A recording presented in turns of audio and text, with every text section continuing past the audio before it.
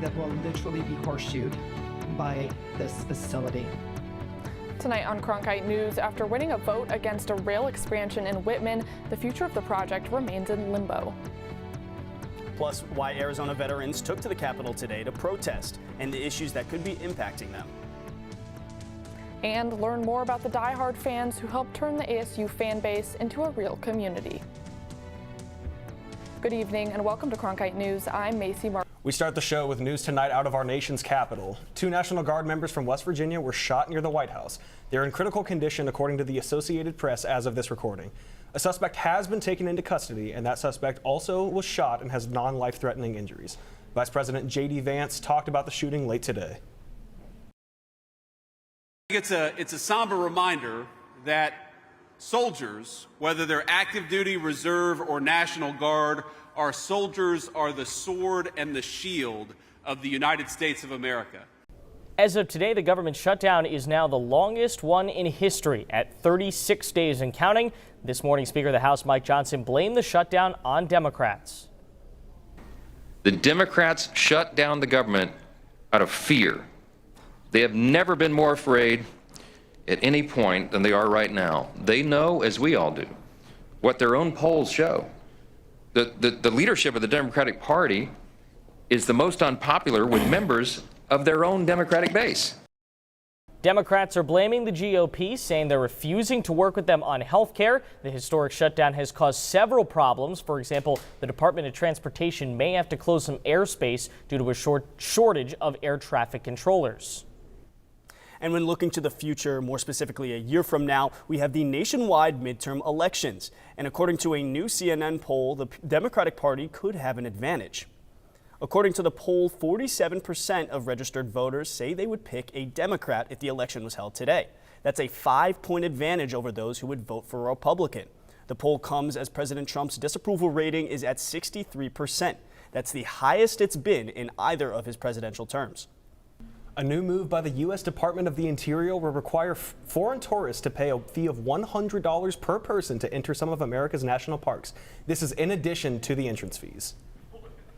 The new fee applies to 11 of the most visited parks, including the Grand Canyon. This change starts in January, and foreign tourists will have 2 options: either pay $100 per person entrance fees or buy an annual pass for $250. According to the Department of the Interior, this is all part of the Trump administration's America First policy, and this all comes during a decline in international tourism to the states, largely fueled by changes to tariff policies and immigration crackdowns. Meanwhile, U.S. Defense Secretary Pete Hegseth has been traveling across Asia, and today is the first day of his 2-day visit to South Korea. Hegseth met with the South Korean defense minister at the DMZ to talk about key alliance issues, including security and defense spending. The meeting comes as South Korean officials fear that the Trump administration may demand higher payments for U.S. military presence in the country. President Donald Trump saying today that SNAP food programs will be partially funded during the government shutdown. This coming after 2 judges ruled the programs must continue running. The government will dip into an emergency fund of $4.65 billion. SNAP programs normally cost about $8 billion per month nationally. It is unclear how much people will get or how quick those payments will show up for the nearly 42 million Americans who rely on the service.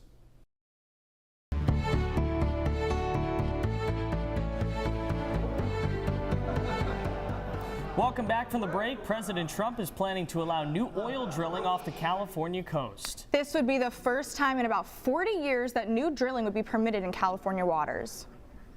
But California Governor Gavin Newsom said the plan would be, quote, dead on arrival. He plans to fight the move in court, according to reports. The Department of Interior could announce the plans as soon as this week. But analysts said that the energy companies most likely would not be interested in California drilling expansion anyway. And today is the last day that the penny will be minted. This comes months after President Donald Trump ordered penny production to end. Trump said each penny costs nearly 4 cents to create. Other coins, including the nickel, dime, and quarter, will remain in circulation. Even though the penny may seem obsolete to Americans, removing the penny could cause issues for some merchants, forcing them to bring prices either up or down. And apparently bumblebees are able to process time, which is a first for insects. According to a new study released on Wednesday, bumblebees can apparently process how long a light flashes. The study took a look at how bees reacted differently to long versus short light flashes. The bees learned that flying to a short flash meant they would get something sweet. The bees were then able to do that again, even without getting food. Researchers say this proves they remembered timing, which is a first in insects. And the Mega Millions jackpot has increased after nobody matched all 6 numbers on Tuesday. The jackpot is now at almost $1 billion, but due to taxes, the take-home sum estimated to be around half that. The winner might not become a billionaire overnight, but still receives a large chunk of change. And that next drawing is on Friday. In case you were wondering, the odds of winning that jackpot, 1 in 290.5 million. If you're planning to go out and grab a lottery ticket this week, maybe leave your sunglasses at home. Yeah, that's right, Farrah. We can expect some cloud cover and even some rain. Edward Neiman joins us now from the Cronkite Weather Center with our forecast. Hey, thanks, Edward. We may be missing out on that famous Arizona sun for a while, but across Arizona, seniors have found a way to take advantage of that sunshine. That's right. Here in Phoenix, players from across the country have been taking part in the Men's Senior League Baseball World Series. Cronkite News reporter Charlie Vicario shows us how one team is playing for more than just runs. Thanks, Kira. And pretty soon you might see another company offering driverless rideshare services on the road in Phoenix. Earlier this week, Tesla got the green light from ADOT to start offering autonomous rideshare services in Arizona. Tesla will be allowed to send their robo-taxis to Arizona streets as long as there is a human safety monitor present. Tesla CEO Elon Musk said the company aims to offer rideshare services in the Grand Canyon state by the end of the year. The U.S. trade deficit fell by almost 24% in August as a result of President Trump's global tariffs, according to the Commerce Department. Yeah, the data come from a report that was delayed for almost 2 months due to the government shutdown. Put simply, this means that the gap between what the U.S. buys from other countries and what it sells to other countries fell by $18.6 billion from July. Also, imports fell 5.1%, and that was from when American companies were stocking up on foreign products before Trump finalized worldwide tariffs. Welcome back from the break. A military exercise at sea saw a torpedo send a decommissioned ship down to Davy Jones's locker. And some cameras on board gave a terrifying first-person view of the moment of impact. Nobody was on the ship at the time, but some of the cameras placed on the vessel captured this moment when the ship was hit by a submarine's torpedo, literally lifting the vessel out of the water. The incredible POV videos come courtesy of NATO, which shared the footage. The torpedo strike was part of a military exercise between the Norwegian, Polish, and British Royal Navies.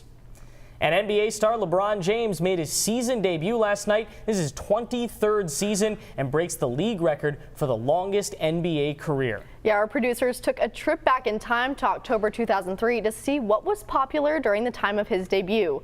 In October 2003, the top song in the U.S. was Baby Boy by Beyonce. The highest grossing movies were School of Rock and Scary Movie 3. And 2003 was when Jimmy Kimmel Live first premiered on ABC. Plus, the King's debut was almost a full year before the birth of his current teammate and son, Bronny James. Yeah, and speaking of Thanksgiving, it is officially 10 days away, and this year it's not just airports that are expected to be busier than ever.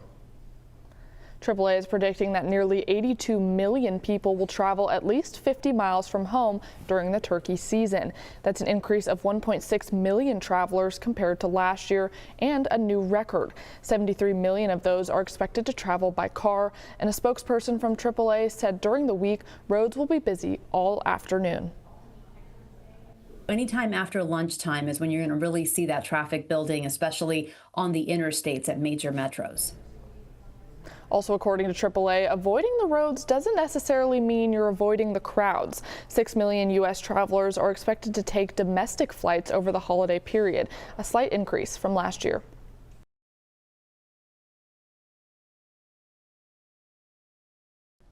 Thanks, Jacob. And coming up next, it's the most anticipated night for fashion fans. Yeah, the 2026 Met Gala is just less than 5 months away, and we have our first glimpse of the event, Macy. We'll tell you what next year's gala theme is coming up after the break. And coming up next, thousands of pets are waiting to find their forever homes. That's right, and animal shelters in Arizona are treating overpopulation in a creative way. When we see a comment on a post that we've done and it says, "Oh my gosh, I'm coming to get this pet right now." Stay tuned after the break to learn how one photo could change everything. Will sunny skies continue into our weekend? I don't think so. Stay tuned for your 8-day forecast coming up. Thanks, Kayla. Coming up next, the Suns got the win over the Clippers, but they lost in a new and exciting addition to the lineup. That's right, Macy. Jalen Green re-aggravated that frustrating hamstring injury. Listen to what head coach Jordan Ott had to say after the win and the injury. Coming up next on the Cronkite Sports Report. And I'm Kayla McDonald here in the Cronkite Weather Center. We'll have your Thanksgiving and your Territorial Cup forecast coming up after the break.